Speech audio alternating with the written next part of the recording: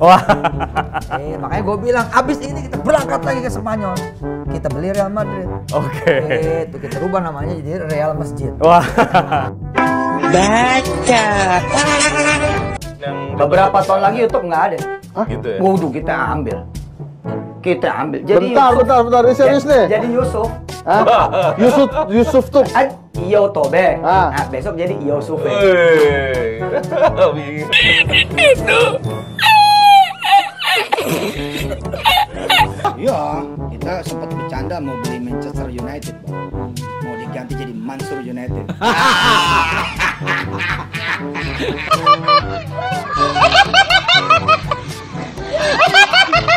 Jangan lupa bila Muhammadiyah bergabung, bila Nahdlatul Ulama bergabung, bila teman-teman saya keturunan Chinese, keturunan Tionghoa bergabung, ada 60 juta orang Indonesia kemudian memakai Paytrend, maka nilai kelolaan kita 120 triliun per bulan. Kalau sudah begitu judulnya, Real Madrid pun kita akan beli dan kita coret Ramos. Sombong amat.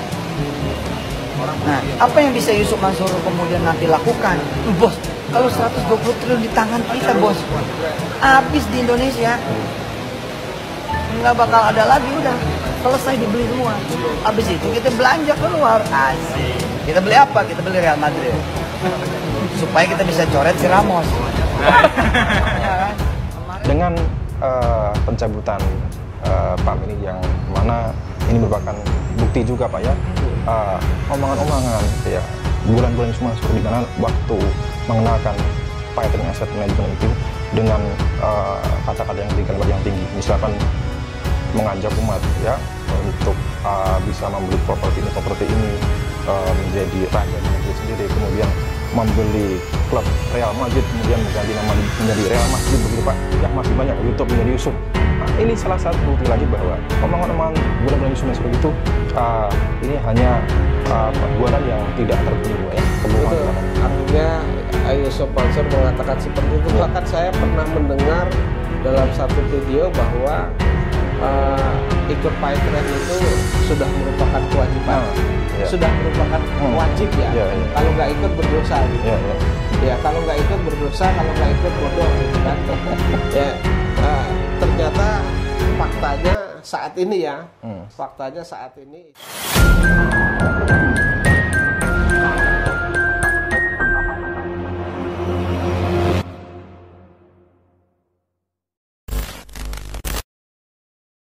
Baik Pak. Ya. Ya, Pak Zaini ternyata dengan pencabutan izin dari Paytrend Asset Management, nah ini juga disambut gembira oleh masyarakat yang terbukti. Ini saya dapat dari berita-berita di Facebook ya.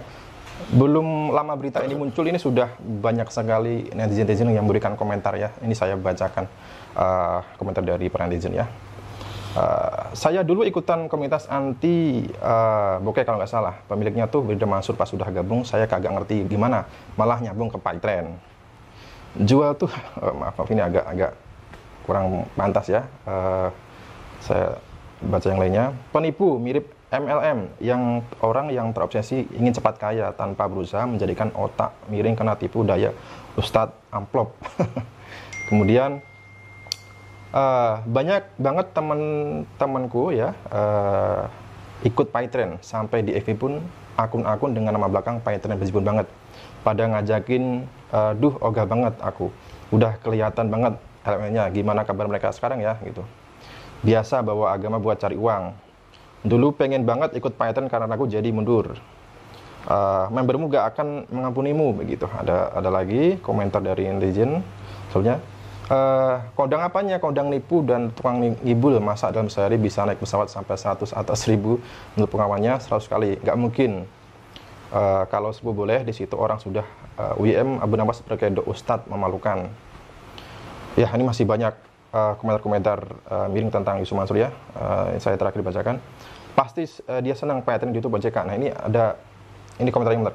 Pasti dia senang Paytrend di YouTube OJK. Jadi dia ada alasan untuk tidak mengembalikan dana member-member Paytrend, Pak. Mau nanya Paytrend itu apa, sistem kerjanya apa, pernah dengar tapi nggak tahu seperti apa. Nah, ini pertanyaan yang masuk akal, Pak. Ya. Apakah ini Pak khawatirnya dengan pencabutan izin dari PAM ini nanti dijadikan alasan oleh Yusuf Mansur untuk menunda-nunda atau alasan untuk tidak mengembalikan uang dari investor begitu Pak? Jadi begini Mas, ketika ini izinnya ditutup, Ya. ya kan, itu tidak bisa dijadikan alasan untuk tidak untuk tidak Ya. melaksanakan kewajiban terhadap pihak lain yang mempunyai hak. Ya, Jadi artinya Paitren Asset Management tetap mereka berkewajiban untuk mengembalikan hak orang. ya begitu. baik. Tentu ada mekanismenya tersendiri. Jadi juga OJK tidak sembarangan. Ya. Pasti ada penyelesaian tersendiri. Ya nanti secara garis besarnya seperti itu, tetapi secara detailnya nanti perlu kita pelajari. Kalau memang ada orang yang nanti ya minta bantuan ke saya atau minta bantuan ke pihak-pihak lain untuk melakukan upaya hukum. Oke. Saya jadi ingat nih Mas Haji. Ya, Pak. Saya jadi ingat beberapa tahun yang lalu saya tuh kayaknya pernah ngelihat video Ya. yang Yusuf Mansur itu berceramah di depan wali santri. Dia mengatakan kalau sekolahan ingin bagus cepat, Ya. itu ya harus didukung dengan dana. Nah, dana itu, kalau dana itu Yusuf Mansur mengatakan bahwa SPP-nya tidak mau lagi dibayar bulanan. Oh iya. Ya, Video ini. kalau nggak salah Ya, seperti ya, itu. ya. Nanti kita kutip. potongannya. Mereka mintanya itu dibayar sampai dengan lunas. Ya, maksa ya. Maksa dibayar sampai dengan lunas. Kemudian uang itu nanti akan diputer lagi tuh Ya. di perusahaan ini. Ya. Paitren Asset Management ini. Ya, ya. Nah, untuk membiayai sekolah itu. Lalu bagaimana kalau wali santrinya itu tidak punya duit, tidak punya uang sebanyak itu? Wali santri itu malah disuruh hutang ke bank untuk bayar uang sekolah itu, jaminannya ya apa? Kepunyaan wali santri, misalnya Ya. rumah dijaminkan. Nah, kalau bank kan agak galaan dikit tuh Ya, nagihnya. ya. Kalau ustadz kan enggak seperti itu. Ya. Nah, ini ketika dulu diarahkan pembayaran itu dibayar lunas lalu diputer, dibisniskan di Paitren Asset Management, dengan kondisi aset Paitren Asset Management ini kolab, bahkan saat ini dicabut, bagaimana tuh nasib dari para santri santri itu Mas? Iya. Nah, kita masih nunggu tuh beritanya. Tentu akan ada berita berikutnya ya. Ya. Kalau Nanti itu kita- menjadi korban, ya harapan saya mereka bersuara, melakukan upaya hukum begitu, jangan diam saja begitu. Ya. Iya. Nah ini kita patut investigasi lagi ya, karena ya saya masih ingat juga Pak ada video tersebut di mana Yusuf Mansur terkesan memaksa gitu supaya Iya. wali santri itu ikut andil gitu dalam pengumpulan dana umat untuk PAM ini gitu. Baik Pak, tadi Pak Jenny juga sudah menyebutkan bahwa ini merupakan salah satu deretan rangkaian efek dari mubalah Pak Jenny Mustafa, dan tentunya Yusuf Mansur juga harusnya bisa bermuhasabah Pak ya. Iya, Ini betul. warning buat Yusuf Mansur ya untuk segera bertobat, yakni dengan meminta ridho kepada investor-investor yang merasa terdolimi, merasa dirugikan, ya hanya dengan cara mengembalikan hak-hak dari para investor ini Pak ya. Iya, betul. Baik. Jadi berapa ribu orang saja Mas, yang mereka ini kan berapa ribu orang yang menjadi korban. Ya, katakanlah misalnya saya korban 80 juta. Ya. Kemudian saya punya istri. Ya. Artinya sudah 2 orang. Kemudian saya punya anak lagi. Ya. Kemudian saya punya ibu, saya punya bapak, minimal yang berdoa mohon keadilan itu tentu sudah 5 orang. Iya. Ya. Kalau 1000, katakanlah ini kan korban-korban yang merasa menjadi korban Yusuf Mansur ini kan ribuan orang Mas. Ya. Dari mulai misalnya korban batu bara, Ya. terus kemudian patungan Hotel City, kemudian patungan tanah, kemudian mitra-mitra dari Paitren sendiri. Nah itu kalau misalnya katakanlah yang paling kecil misalnya itu ada 5.000, kalau 5.000 terus mereka punya keluarga, punya keluarga dua-duanya Mas. Ya. Kan sudah 10.000 Mas yang Baik, mendoakan Yusuf Mansur Masya Allah, pada ya. saat mereka setelah sholat 5 waktu, kemudian sholat hajat, sholat tahajud, masa sih nggak ada yang dikabulkan? Kan Ya. nggak mungkin Ya. Mas. Ya. Pasti tetesan dan jeritan pada saat malam mereka berdoa, tangisan itu pasti ada yang dikabulkan. Ya. Jadi segeralah bertobat nih Yusuf Mansur jika tidak ingin bernasib yang lebih malang lagi. Ya, ya.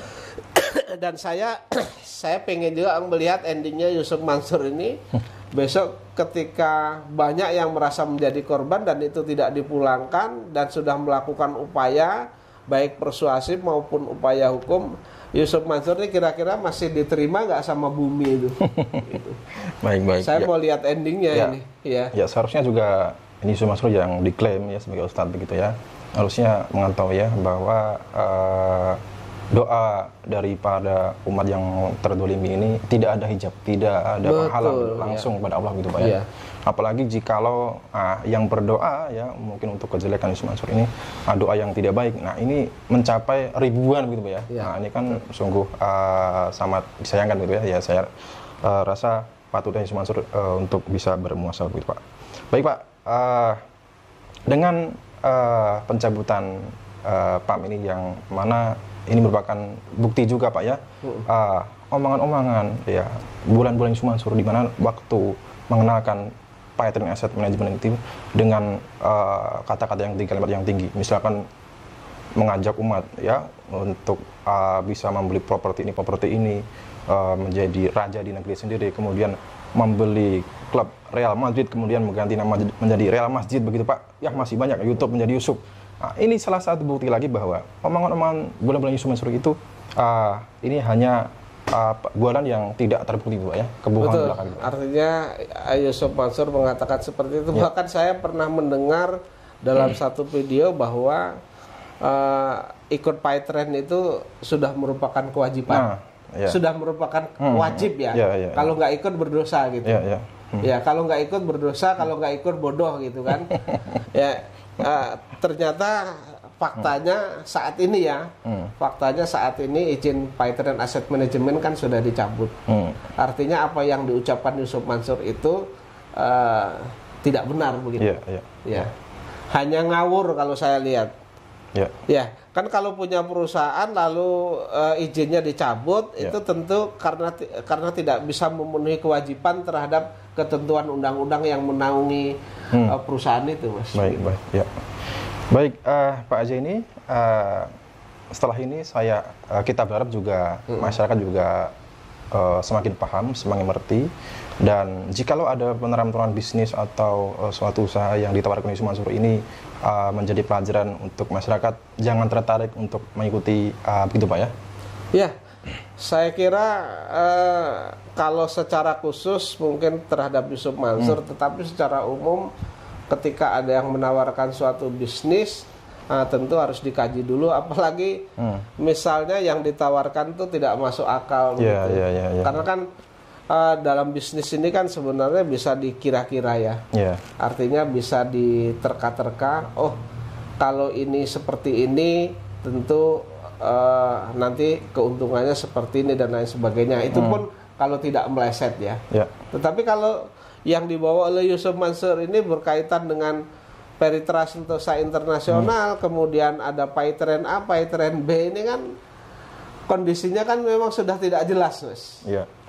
Sudah tidak jelas, dan menurut saya manajemen mereka karena tidak profesional ya, sehingga ya ambruk dan berakhir pada dicabut ini, Mas. Ya. Jadi berhati-hatilah untuk masyarakat, jangan sampai harta kalian carinya susah kemudian ditanamkan modal ke tempat orang lain dan akhirnya hilang gitu. Mending disodakohkan aja. Tapi yang jelas jangan sama Yusuf Mansur. Jadi jangan sampai terlena dengan bulan-bulan penawaran investasi yang mana menawarkan sesuatu dengan cara-cara yang ya kalimat-kalimat yang muluk-muluk gitu Pak ya, yang tidak masuk betul, akal gitu Pak ya, seperti yang diucapkan oleh Yusuf Mansur begitu. Baik Pak Jeni, mungkin ada statement penutup ya Pak Jeni, karena kita tahu klien Pak Jeni 14 ya, mantan klien Paytren sampai saat ini juga terkatung-katung nasibnya, belum dibayarkan gajinya oleh pihak Paytren Pak. Betul. Silakan Pak. Jadi dengan adanya kejadian-kejadian yang menimpa Yusuf Mansur ya, ini adalah ibroh bagi kita ya, tarbiyah bagi kita. Kita jangan sampai melakukan sesuatu yang kita tidak paham, kemudian menjanjikan sesuatu yang kita tidak bisa, ya kan? Apalagi merugikan orang lain. Jadi berhati-hatilah dalam pergaulan ini begitu. Baik. Jangan sampai kita tercela gitu ya. Sebenarnya begini, ada peribahasa gara-gara nila setetes, kemudian rusak susu sebelanga. Islam ini sebenarnya secara garis besar sudah bagus, tetapi ada oknum-oknum saja yang kecil-kecil yang bikin Islam rusak gitu loh Mas. Itu yang kita takutkan, makanya sedikit atau banyak kita harus juga berbenah dan mengingatkan. Dan kalau memang itu ada pelanggaran ya kita proses secara hukum gitu. Harapannya agar Islam ini menjadi rahmatan lil alamin lah begitu. Islam itu baik, juga baik di dalam, juga baik di luar, dan bisa bermanfaat untuk orang lain, jadi rahmatan lil alamin ya. Gitu Mas. Baik, cukup Pak Jeni? Cukup. Baik, terima kasih teman-teman. Itu tadi ya statement atau pesan dari Pak Jeni Mustafa, dan Pak Jeni Mustafa juga menyampaikan rasa syukur ya atas berita mengenai pencabutan izin Paytren Aset Manajemen milik Yusuf Mansur oleh OJK begitu ya. Dan Pak Jeni juga mengatakan bahwa ini adalah merupakan salah satu dari rangkaian efek mubahalah begitu yang dilakukan oleh para investor, dan tidak menutup kemungkinan nanti akan ada peristiwa-peristiwa lagi di mana ini akan ya bisa dikatakan merugikan Yusuf Mansur atau menjadi pelajaran ya buat Yusuf Mansur sendiri. Dan tentunya ini saya kutip lagi pesan dari Pak Haris ya, investor batubara asal Jogja, di mana Pak Haris mengatakan kalau kita berbuat zalim kepada Allah, kita cukup memohon ampun kepada Allah SWT, cukup bertobat. Tapi jika kita berbuat zalim kepada sesama manusia, tidak ampuni dosa kita sebelum kita meminta ridho kepada siapa yang telah kita zalimi. Ya, semoga ini menjadi warning untuk Yusuf Mansur ya Pak ya, dan segera bertobat, yakni dengan cara mengembalikan hak-hak daripada investor gitu Pak ya. Baik, terima kasih teman-teman. Saya Haji dan Pak Jeni Mustafa dari Kota Wisata Cibubur mengucapkan wassalamualaikum warahmatullahi wabarakatuh.